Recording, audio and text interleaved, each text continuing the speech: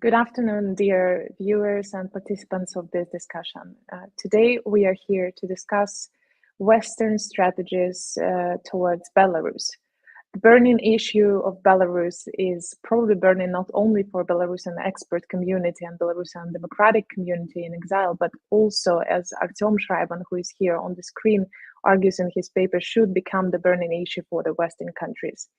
Today, we are relying a little bit on the paper that Artyom published a couple of weeks ago that is highly relevant and addresses the issue of how the Western countries, how the so-called collective West should treat Belarus in the current background, against the backdrop of regional involvement of Belarus into the war in Ukraine, into assistance to Russia's regime, regarding the recent developments such as potential existence of nuclear weapons in Belarus and ongoing repression in the country, as well as exiled politicians.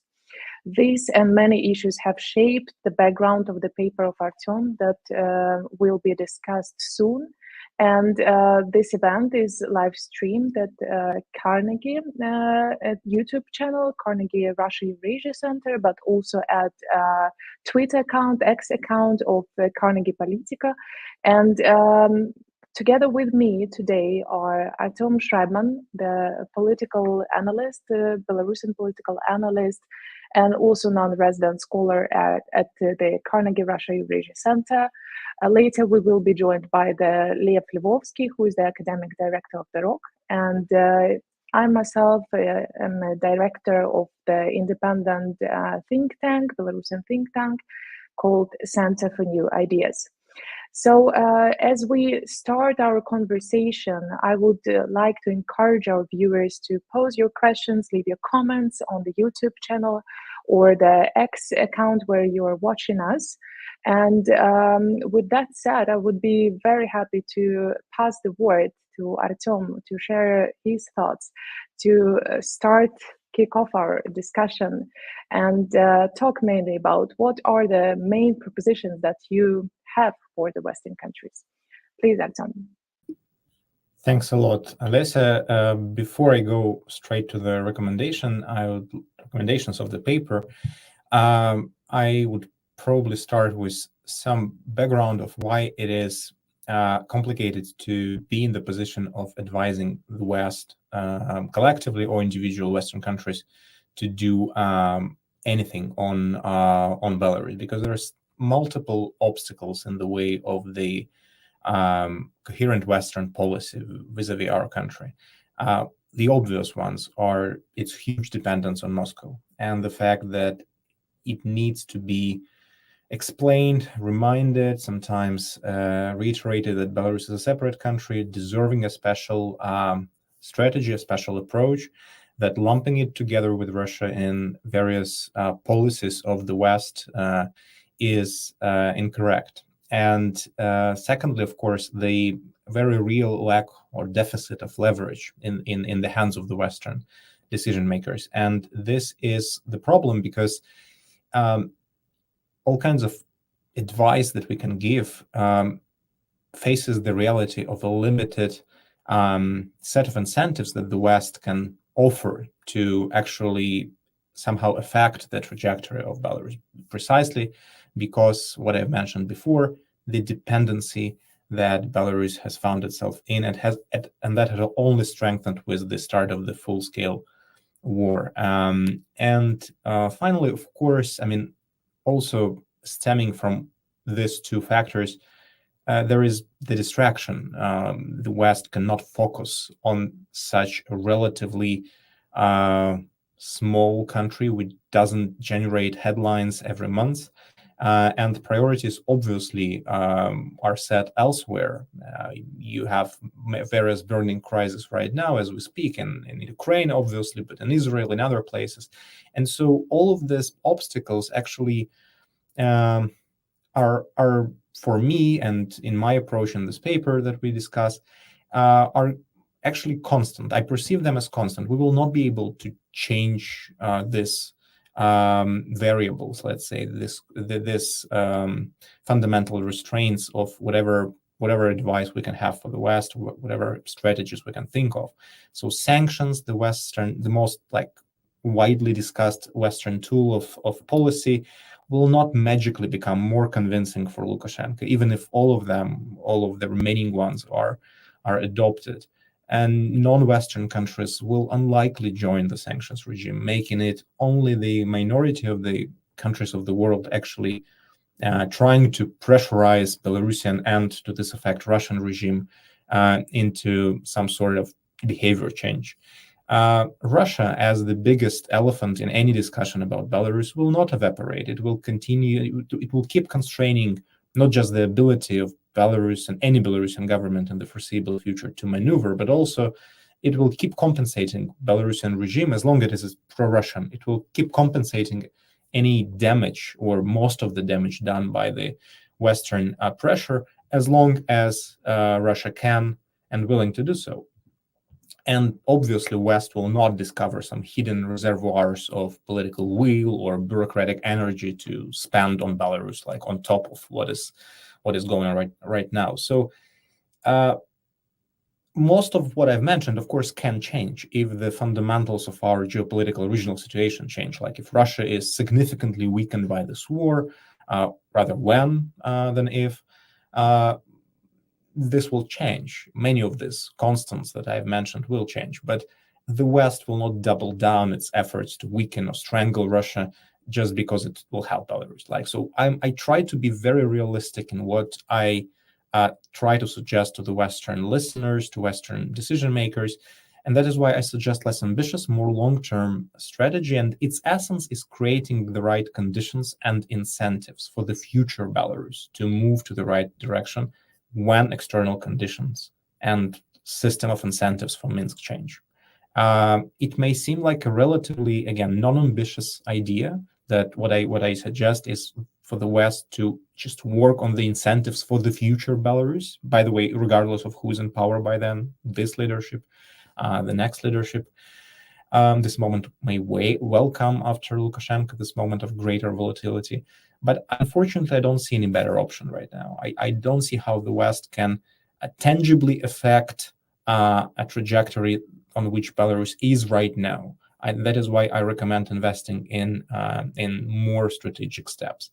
And some concrete recommendations in my paper include, and I'll very briefly, mention them without getting too much into many details, understanding that we probably will get in them in the Q&A back and forth with Lev. First of all, I suggest that the sanctions against Belarus, the only palpable lever of Western policymaking, should be made more flexible and strategic in a way. It means that the sanctions should be viewed as the tool of the policy, but not the landscape to which everybody just adapts and lives their lives. Being a tool, it means that the tool should be used and it should be flexible. It should be adjusted to the situation. So it means, on the one hand, that sanctions should be made stricter and more efficient when needed, when loopholes need to be closed, when circumvention becomes a problem, when the regimes in question, in this particular case, Minsk, but it also concerns Moscow, when they simply can avoid sanctions or circumvent them with usage of third countries, shell companies, and all of it. Sanctions just don't play any role, any constructive, disruptive, any role. They just become a bureaucratic exercise, basically. So there is a room for sharpening the sanctions mechanism as such, and I discuss some details in the paper. But also, on the other side, there needs to be some preparatory step roadmap of how the sanctions may be suspended in future. This needs to be thought about right now, so that in future, when this moment of greater volatility, or as other people call it, window of opportunity, finally arrives, not many months or years are wasted to recalibrate Western policy once again. So I suggest that the sanctions should be prepared in advance for the moment when they will be everybody will be able to discuss them as the bargaining chip effectively.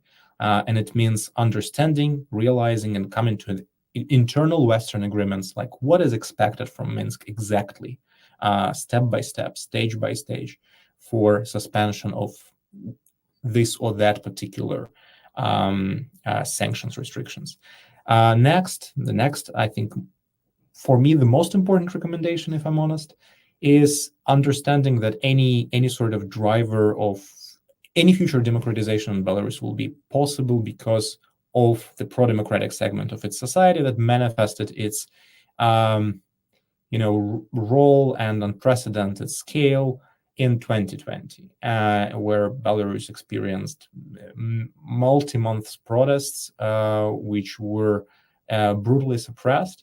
But this is the biggest ally that the West has in Belarus, and I think that the strategic objectives of the West vis-à-vis Belarus and the strategic vision of these people of how Belarus should be, what country it should be, actually coincide. And so these people should not be isolated from the West. This segment of the society should be supported in terms of, first and foremost, their mobility, their ties with the West, with their friends and relatives in the West, education of students, business ties, so on and so forth. I understand multiple peculiarities of the situation and multiple restrictions, given that the war in the region imposes the securitization lens to any conversations about mobility, but I make several arguments why I think mobility of Belarusians should be prioritized, especially by the neighboring Western countries.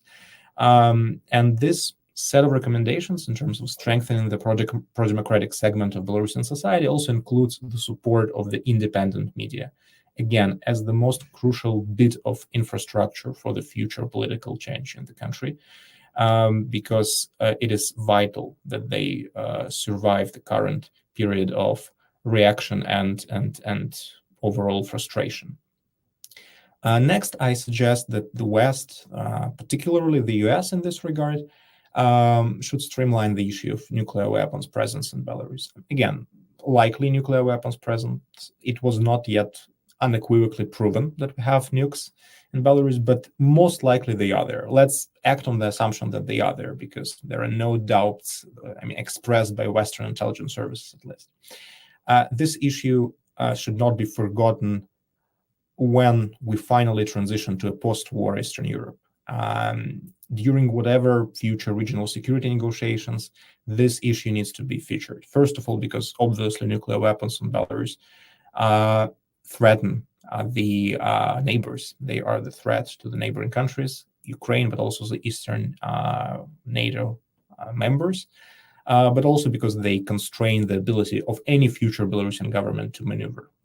So it's sort of an anchor that Russia has on Belarusian territory, and it needs to be addressed and therefore not forgotten right now, because if it's not repeated over and over again, this nuclear weapons deployment in Belarus is illegal because Lukashenko had no authority to do this, and actually goes against the public opinion of Belarusians, as every public opinion poll will show, and that they should be viewed as precisely the part of Russia's war, effectively, on the region and on Ukraine, and effectively against NATO. So I suggest putting this issue on agenda right now so that it has better chances of getting on this future negotiations table. Next, I suggest keeping contacts with Minsk operational and working, and using them when they can achieve some concrete practical results. I don't actually foresee that any sort of big problems in relations between Minsk and the West, or Minsk and its neighbors, will be resolved by having this official contacts, or at least on some working level. But certain issues can be addressed, like political prisoners. We have examples. We have, precedents of political prisoners being released, not because West did some big concessions to Lukashenko, but because there was a working contact, and these contacts were smartly utilized.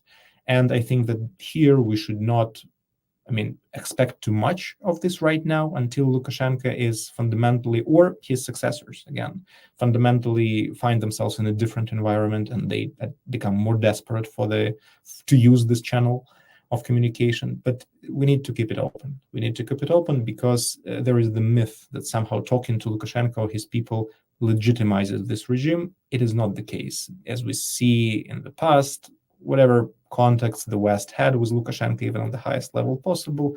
When German Chancellor, French President called him, it didn't lead to any legitimization. It actually almost immediately were, followed by a new sanctions package introduced against Belarus. So I think there shouldn't be an allergy to contacts where they can help, because it is also a diplomatic infrastructure that needs to be kept for the right moment. And finally, I suggest institutionalizing Belarus as an issue within Western bureaucracies, because, as I've said, attention deficit is one of the serious problems. And it also has to do with the fact that in many Western capitals and organizations like the EU, there is not enough people whose work is dedicated to Belarus as a country, which is, again, I think, a wrong approach to such an important and, crucial country situated in such a crucial region. That's why I suggest having specially designated officials in many European capitals, as many as possible, but also on the EU level and in Washington, like special envoys, special representatives, ambassadors at large. The names or the exact titles can be chosen by the capitals themselves, of course, but this will help to not forget Belarus, to keep it at least somewhat on agenda, because there is this bureaucratic problem of, other priorities being more important. And I suggest a bureaucratic solution to this bureaucratic problem, to have people whose work it will be to coordinate policies on Belarus. And I think we lack this kind of more strategic coordination based on the institutional memory that get lost with every rotation in the Western capitals. I'll stop here and we'll be happy to come back to any of the ideas, and happy to hear what Lev has to say. Thanks a lot, Artyom. And I would like to recommend all our viewers to look at the propositions of Artyom that are written and published, both in English and in Russian. At the same time, I would like to encourage you to like this stream as you're watching it and hopefully enjoying it. And on this note, I'm passing the word to Academic Director of BEROC, Lev Lvovskiy. You will have 15 minutes to reflect on the propositions of Artyom.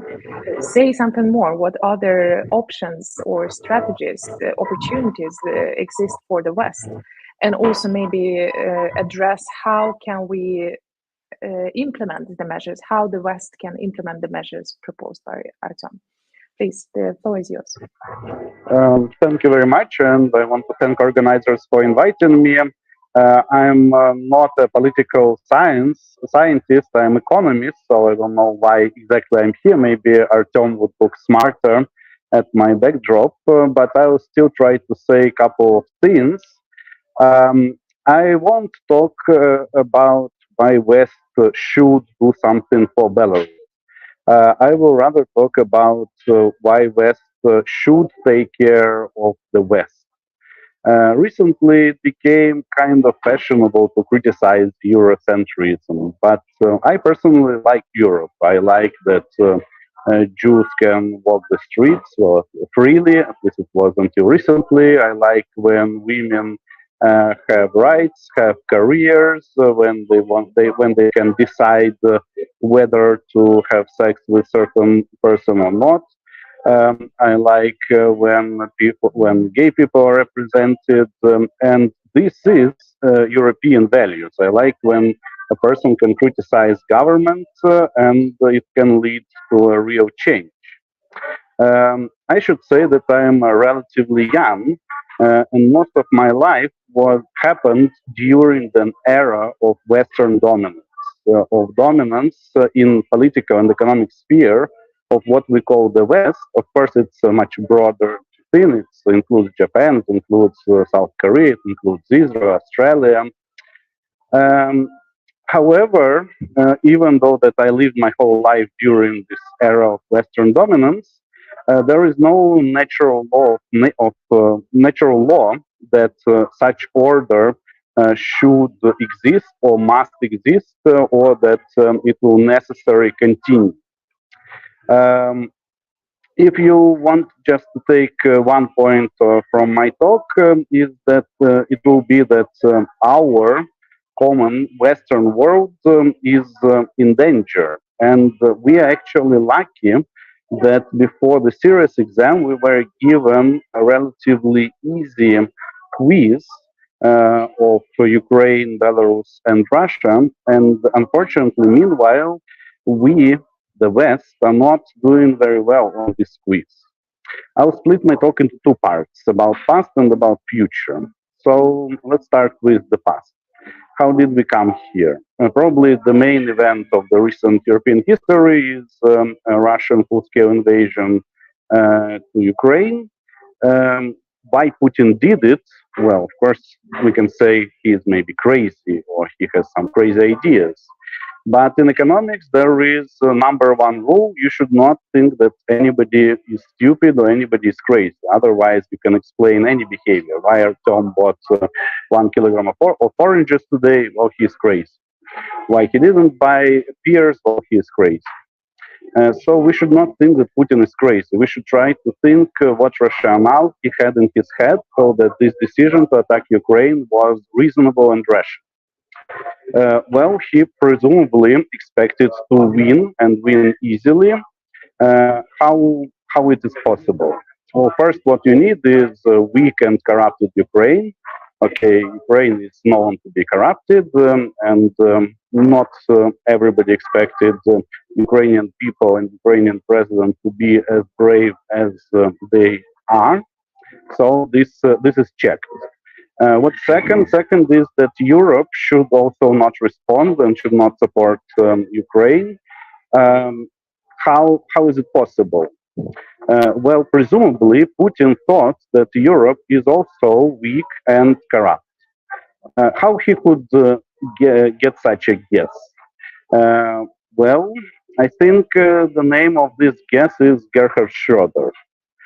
Gerhard Schroeder did everything. So if you would ask me who is economically the most responsible for the beginning of this war, the first would be, of course, Putin. The second will be Gerhard Schroeder.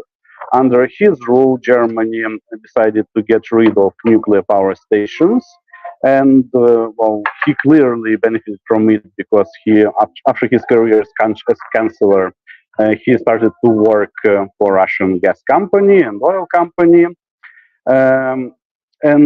He presented Putin this idea that leader of the main country in Europe can be corrupt and can be bought for several $100 million. But even this is not enough. Putin needed some security, some additional thing. What's additional thing? Additional thing is exactly that Germany decided to close all its nuclear power station. I've seen even after the beginning of Russian attacks how some German Greens were celebrating closure of the last 3 nuclear power plants. Of course, it was a form of insurance for Putin that Europe will not be able to provide sanctions even if it will want. Why? Well, because they are dependent on Russian oil and Russian gas. And look who are friends of Putin in this war. It is Belarus, unsolved previous crisis; Venezuela, unsolved previous crisis; North Korea, unsolved previous crisis; Iran, unsolved previous crisis. All these countries, they don't have any common ideology. What's common about them is that there used to be a human rights crisis. It was not solved at some point, and now we see how they join forces. So unsolved problems, they accumulate as a snowball. But meanwhile, as I said, it is still a small quiz. Russia represents 3.2% of world GDP. Belarus represents 0.13% of world GDP. So currently it is West against just 3.5% of world GDP. It should be easy, although it does not look so.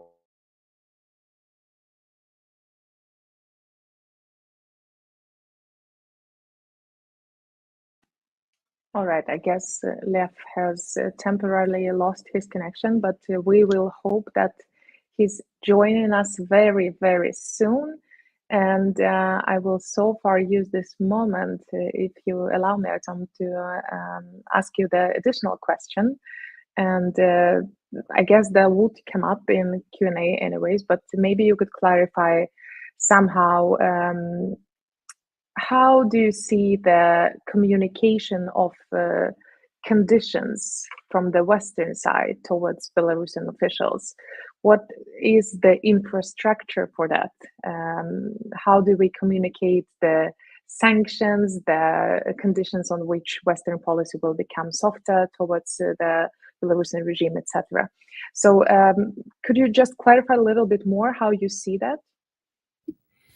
Yeah, sure. It's a bit odd to come from such a global level of discussion that Lev has suggested back to the narrow Belarus strategy questions. But I would say that the communication and the actual channels of communication exist between Minsk and the Western capitals.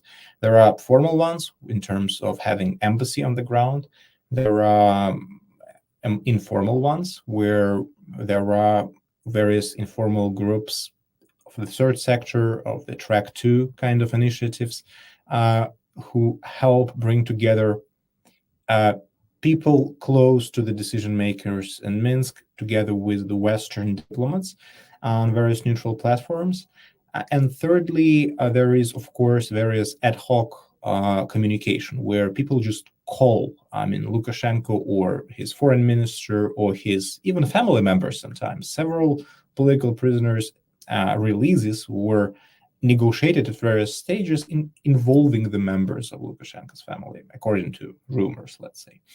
And so it has been done, and it just depends on what is the kind of message you want to transmit. If you want to communicate the kind of roadmap, the sanctions roadmap that I sort of suggested in the paper, it is enough to have an official way. I think you don't need to call Lukashenko, his son, or his whoever to communicate a formal roadmap that the West has agreed upon on how the relations can be repaired in some distant future. Distant because the amount of concessions needed from Minsk is enormous.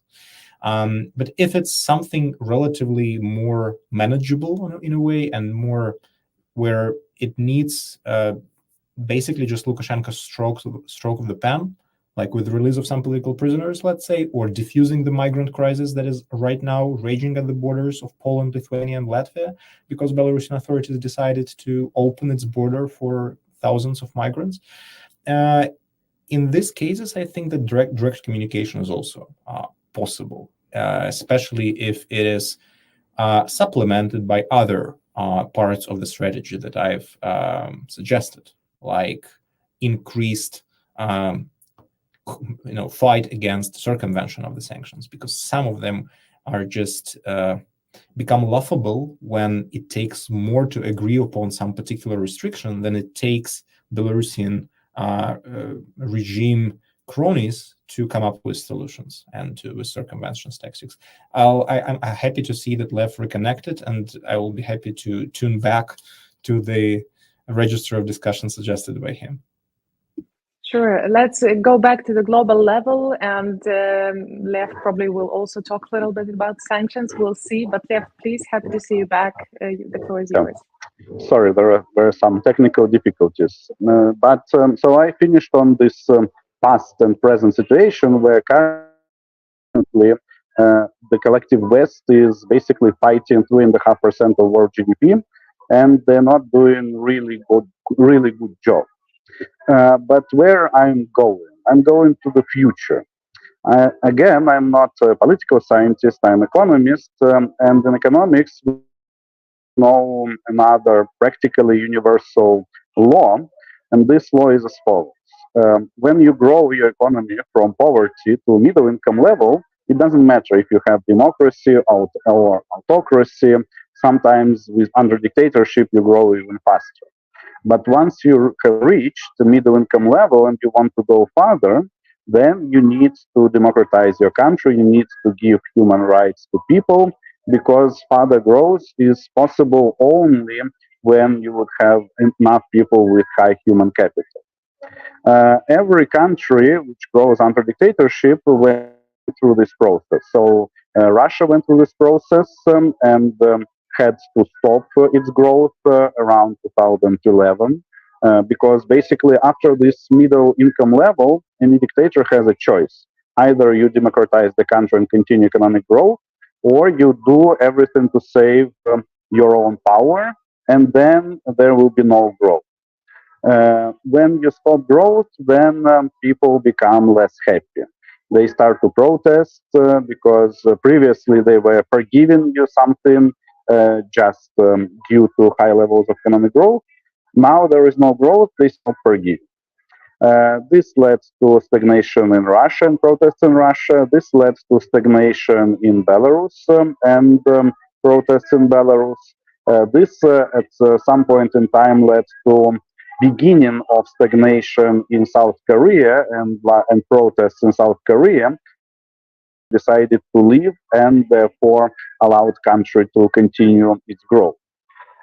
Which large country is coming close to middle income? The answer is China. China has recently reached middle income level, which means that in next 5, 10, 15 years, I don't know, Chinese autocrat Xi Jinping will face the same choice. Either he will allow China to grow, but then he will lose power, or more likely, he will not allow China to grow, and he will face protests. He will start repressions, but the scale of this repression will be, of course, much higher. We're talking about 1.5 billion people. So this is a much more important thing for West and for Europe to prepare for. Right now, when we talk about sanctions, yes, it's easy to sanction Belarus, which is 0.13% of the world GDP. How Europe is going to sanction China, which is right now 19% of world GDP. When Europe makes any decisions right now about Russia and about Belarus, it should think that Xi Jinping is watching very close. And he is developing his own strategy, his own future strategy, based on the current decisions, based on the current European moves. As I said, it is very likely that Putin started the war because he saw Europe as weak and as corrupted, and that it's easy to win. How Xi Jinping is seeing Europe right now? I'm not sure that he is becoming very afraid. There are still around, I don't know, 5 and 15 years to get prepared to this new counterstance with China. It will be much more brutal. There would be, so in Belarus, there are several thousand political prisoners. In China, there would be tens of thousands of political prisoners. There would be tens of thousands killed during the protests. People, voters in Europe would demand their governments to do something. If the governments would be as prepared as they were prepared for Belarus, as they were prepared for Ukraine, as they were prepared for Russia, then it's basically failure of Western world as we see it. Governments won't be able to deliver. So what's the plan? Well, the plan, of course, I'm nobody to tell Europeans what the West should do, what Europe should do. But the plan should include this thought that current disposition of powers, current even appearance of weakness of Europe, even thoughts that rain metal can produce less ammunition per year than Uralvagon Zavod. Even one corrupted chancellor, which, by the way, still is in the leading party of Germany and feeling himself very well. Or even such small things create image of weakness, and then these authoritarian countries will try. It is very unlikely that Xi Jinping will be this benevolent dictator who would lose power and allow China to develop further. It's not that kind of country. He's not that kind of person. So yeah, we can even forget about Belarus, Russia now, but we should remember that these unsolved problems, they accumulate. And the worst thing that Europe can get is appearance of weakness in 15 years and Russia being satellite of China. It is possible that if nothing is done right now, then in 10 years we will sit here and discuss not how Belarus is dependent on Russia and how it's like pretty much one state. We will discuss how Russia is pretty much one region of China, and again, China is much more important. So what to do? Well, I guess do something very decisive. It is easy to relax. There were relaxing years after the fall of Soviet Union. Now, I'm afraid that if Europe will do what Artyom is suggesting, sitting, waiting, trying, supporting media, it will be very far from enough. Should there be European boots on Ukrainian ground protecting Ukraine? Of course, there should. Should Rheinmetall produce more weapons than Uralvagonzavod in Russia? Of course, it should. Now, what will happen if it will not? Yeah, we will lose Ukraine, we will lose Belarus. That's not such important things on macroeconomic, on grand scale. We can lose the modern Western world. Okay, so I'll finish here. I know that I may sound a bit naive, but at least I hope that there will be some thoughts brought by it. Thank you, Lev. And before we proceed with a short discussion of what we've just heard from both wonderful speakers, I'd like to remind again our viewers that you can pose your question in the comment wherever you're watching us on Twitter or on YouTube. And then we will be happy to give the speakers an opportunity to address some of the questions. And I would like just to briefly allow Artyom and then Lev to react to each other's introductory remarks. So Artyom, the floor is yours. What would you like to highlight or react to in Lev's presentation? Well, my problem with this style of recommendation is that I of course agree with 100% of what Lev has said. However, I think that the problems that he describes are, and that he appeals to, are structural. They have to do with the understanding or misunderstanding in the Western capitals, US, but also many European capitals, of the costs of their inaction, of their, let's say, caution at times when it's not warranted, and not being able, as the bureaucratic organisms as they are, to understand what kind of message their policies vis-à-vis Belarus and Russia send, which kind of message it sends to China. But that's exactly why I began by saying that, unfortunately, I don't think that the structural problems can be addressed by analysts giving advice. I think that, as history teaches us, these mind frames that are deficient to a degree will be, or will not be, but may be corrected by actually facing the challenges that the Lev predicted. And that is why my whole idea was and is to try to nudge the European and American policies towards Belarus at least closer to the right direction within what is possible without the fundamental change of the paradigm of foreign policy that Lev has advocated.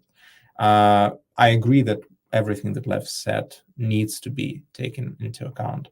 It's just that I think we will be better heard if we, let's say, limit ourselves to recommendations that are doable within the current framework. And that's how I at least wrote this paper, but I'm happy to discuss more global approach to this problem. Thank you. And indeed, the global perspective is certainly important. But as we're talking about the particular suggestions focused on the region, I think that we can also ask Lev now to narrow down a little bit the reaction towards specific suggestions proposed by Artyom. So maybe you can elaborate a little bit on that as well. Yeah, well, if we want to narrow down, then of course I agree with everything that Artyom proposed. I think that everything, all of that would be good. It is just still very not enough. What can we add to that? Well, if we would try to like bring my macro perspective onto my micro perspective, try to think about deeds that will make Europe at least look stronger. If Europe cannot send enough weapons to Ukraine, then how about arrest Gerhard Schroeder? If you cannot arrest Gerhard Schroeder, well, how about he sold Europe for several $100 million? Maybe Europeans should offer him a couple $1 billion and he will sell his friend in Moscow. Maybe this will be a solution. He probably knows several important secrets. But this is, of course, a joke. But yeah, so in addition to concrete actions in Ukraine, in Belarus, Europe should start thinking about its image. Sometimes it can be cheap enough. We can look at President Macron. Artyom says that it's impossible to get these European policies that we cannot get. Of course, in a sense, I agree. But in a sense, we can look at these European policies towards Ukraine during the last 2 years. At first, it was impossible to expect any serious weapons. Then serious weapons came. And then it was impossible to expect that West would agree with Ukraine bombing Russian cities. Now West is okay with that. Then now it's impossible to think that Europeans would fight alongside Ukrainians on Ukrainian ground. But we'll see. President Macron started to think about it at least. Thank you, Lev. And we can probably move to some of the questions that we received.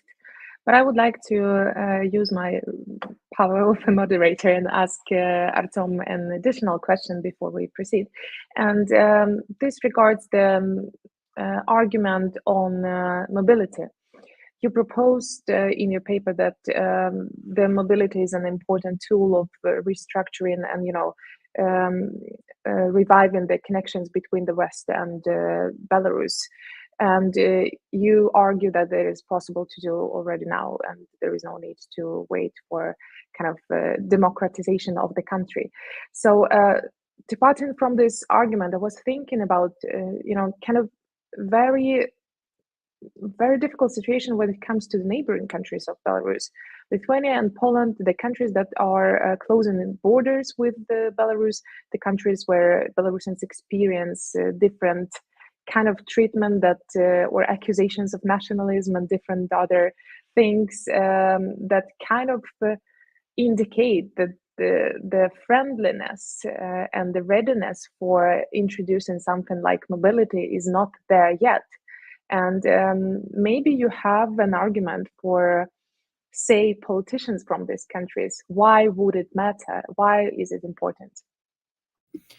It is, of course, a very difficult task trying to convince politicians, democratically elected politicians of Central European Baltic countries, that they should somehow modify their rhetoric or approaches to security of their countries just because it helps to promote Belarus's democratization in some long-term perspective. This is, of course, a hard call because these people, again, are incentivized to think about their own electorate, right, and their constituencies first and foremost. They are being elected by these people. And if you add some extra level of pre-election populism to this and the fashionable topic of securitization of any debate about mobility, because it is in a way sometimes easier to punish, to put restrictions on ordinary Belarusians or Russians for this, for these purposes, than to find ways to actually punish the regimes. Of course, I don't expect my arguments to move this, positions to make them less solid in these countries when it comes to actually restricting mobility of Belarusians. This is probably the work of the Belarusian democratic forces in exile, who actually reside in those countries and who have better and more political weight in these capitals. But my argument is quite simple.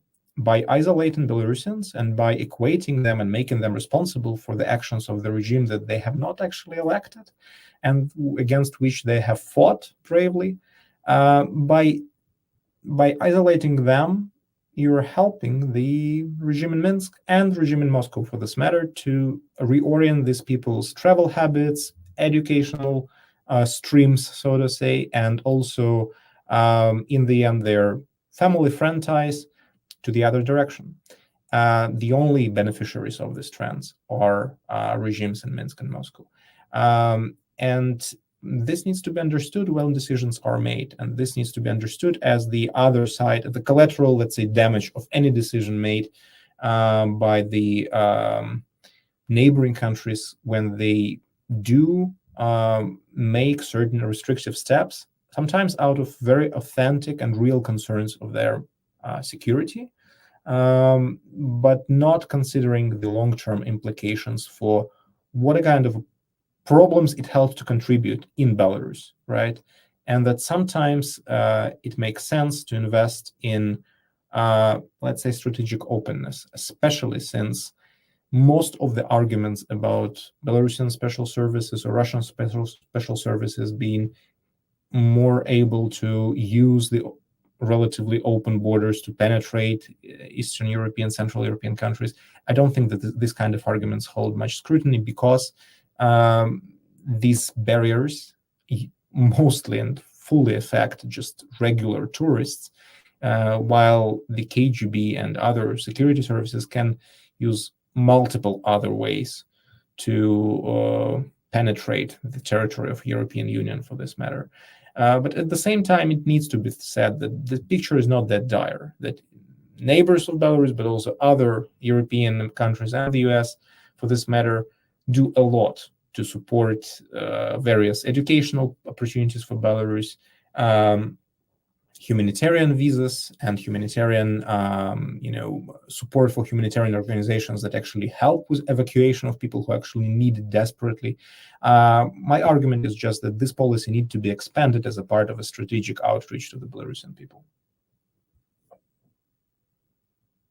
Thank you. And we have one question from the chat that is neither suitable for political scientists or economists, but partly, I would say, leaning towards the political science expertise.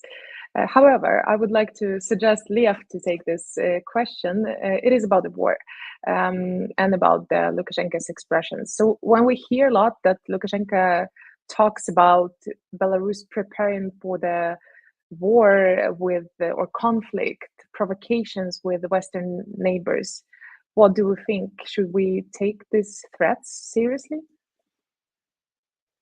Well, I think it's maybe a better question for Artyom. I personally don't think that it's leading anywhere. Just existence of Lukashenko will be a threat to security of European neighbors in any case, even without the war.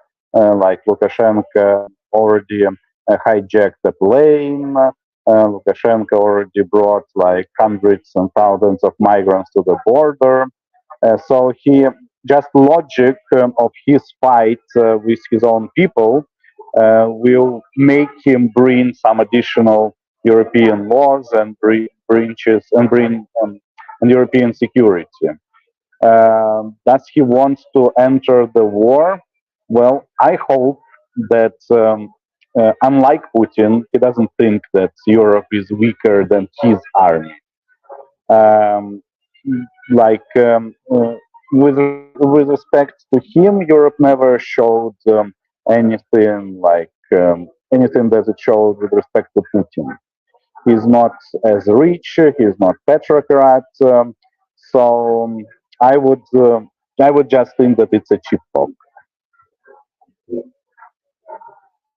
Artyom, is it a cheap talk, or should there be any alarm here for the Western countries? I think we should follow with Lukashenko's the best rule is to follow the actions, not follow the words, because the rhetoric changes depending on the audience and time of the day sometimes. I think that Belarusian regime has, for all good purposes, lost its military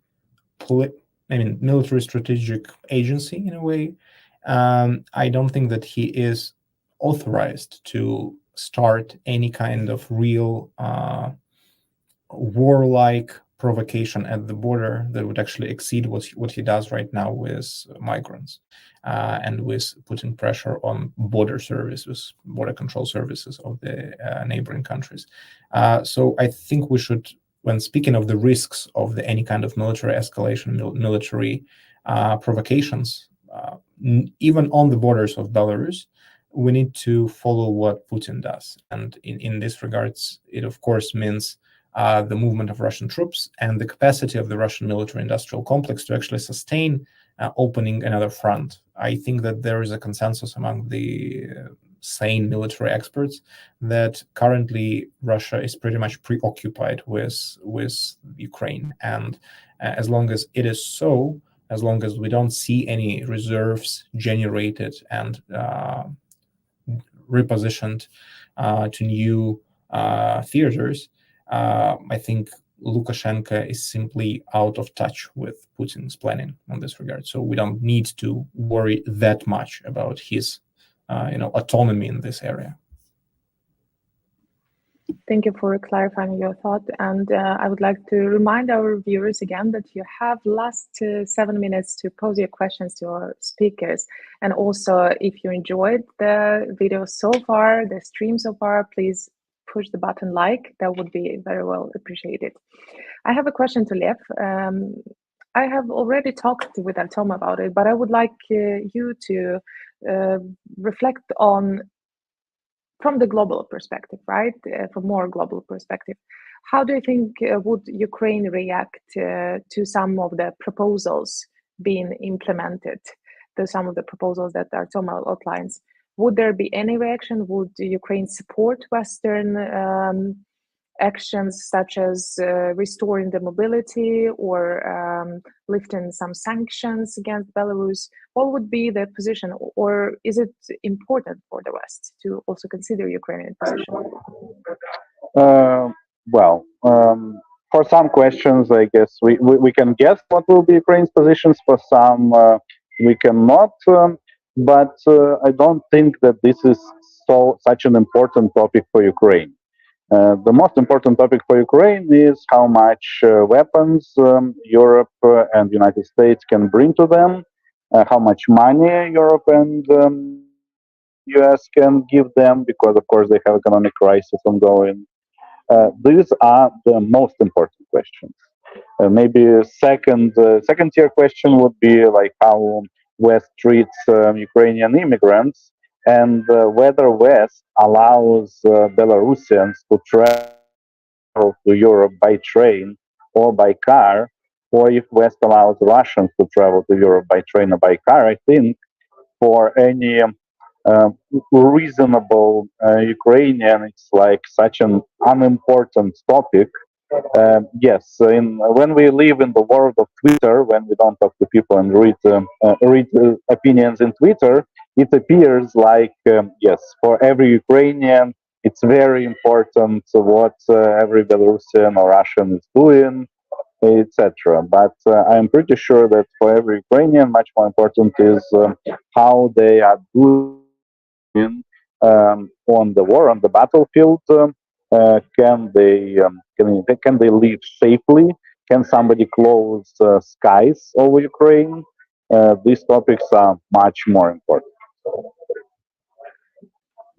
Thanks a lot. And Artyom, in your paper, you have the argument on a need for an effective strategy on Belarus, a need to detach Belarus from Russia in terms of policy, institutionally as well. So this separation of support to Russia and to Belarus and divide on the regimes and the people, how could it look like?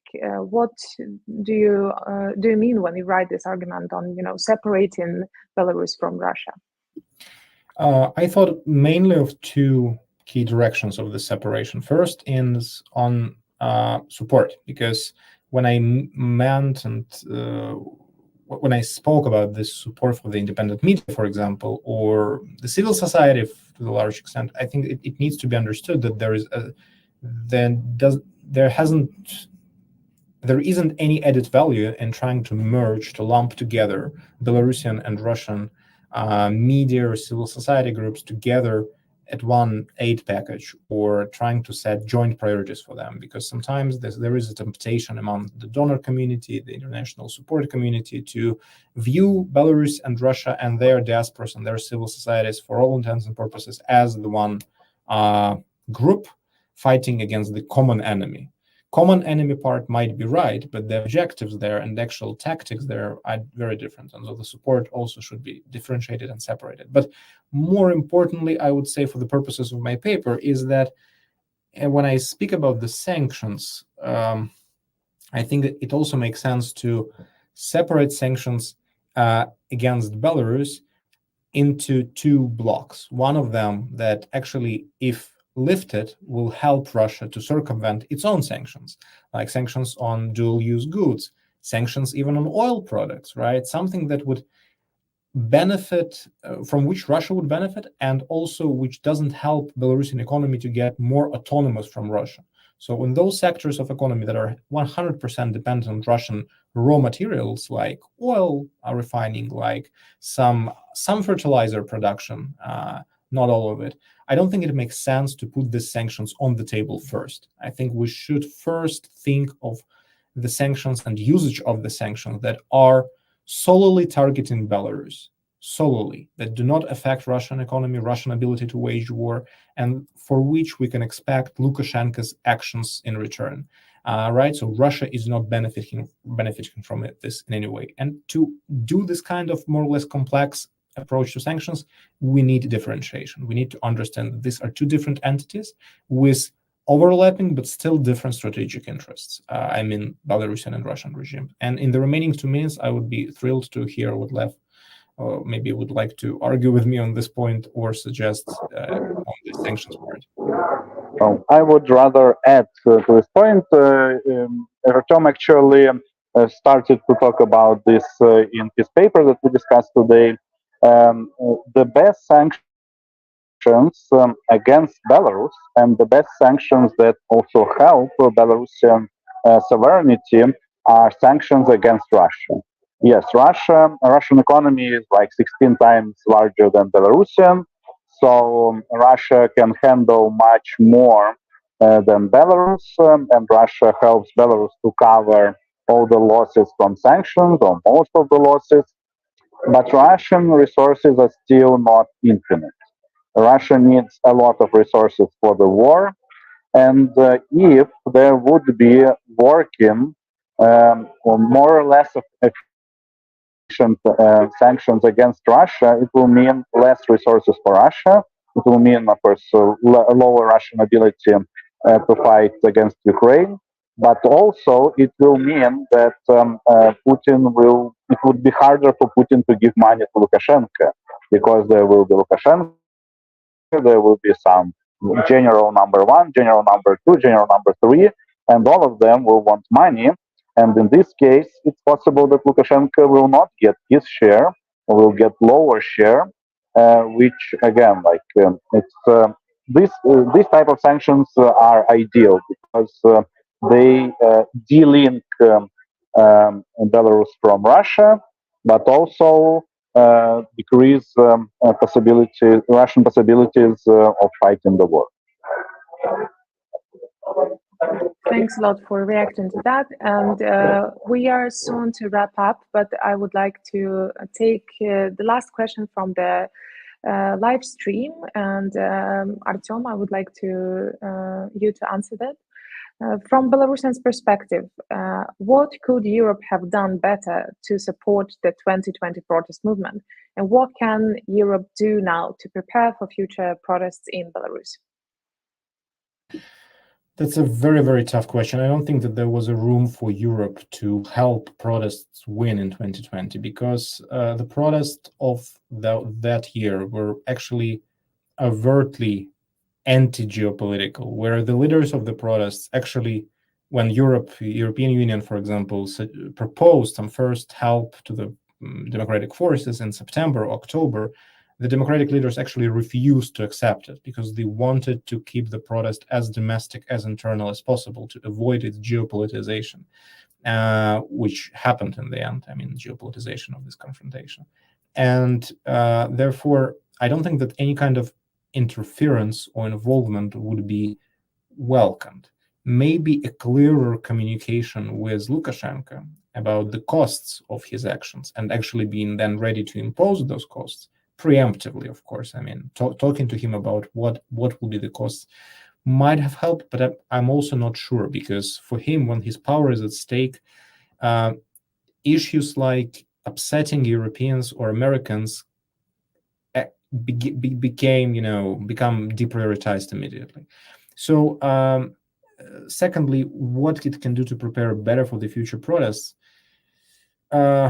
it's a tricky question. I'm not sure that European leaders think of themselves this way. Like, are we preparing ourselves to support a regime change? These dirty words in the European lexicon. I think that I've tried to hint upon many of these ideas in the paper, where I think that European and American, generally the Western policymakers, should realize that the popular uprisings and people's, efforts to build a more democratic society, they don't come out of isolated societies. What preceded 2020 was several years of intense, exchanges, of intense traveling of Belarusians to the West, of a lot of visa opportunities, again, mobility. And this contributed to civil society in Belarus blooming on the eve of this 2020 protest, which actually became, the foundations of this grassroots movement that evolved. But very seldom do such protests, such big, inclusive protests emerge from the societies that have been kept isolated and, boxed into the political ghetto of their country. And usually what triggers protests in such environments is when regimes first collapse themselves, right? The leader dies or something happens to the regime structure, or some liberalization happens from the top. So I don't think that EU can affect this part of the equation, but it at least can sort of show that those Belarusians who did try in 2020 to change their country to the better, they're still welcome and they're still supported in the EU, because the dispiriting effect that many of these mobility restrictions have on people is often underestimated. Thank you for that insight to the future a little bit and the reflection. And I would like to wrap up here. The event, the live stream today devoted to Western strategy on Belarus was hosted by Carnegie Russia Eurasia Center, where you're watching us now. Don't forget to like the stream, and thanks a lot to our speakers, Artyom Shraibman, political scientist, and Lev Lvovskiy, academic director of BEROC. And good luck, have a nice evening, and see you in the future. Bye. Thank you very much. Thank you.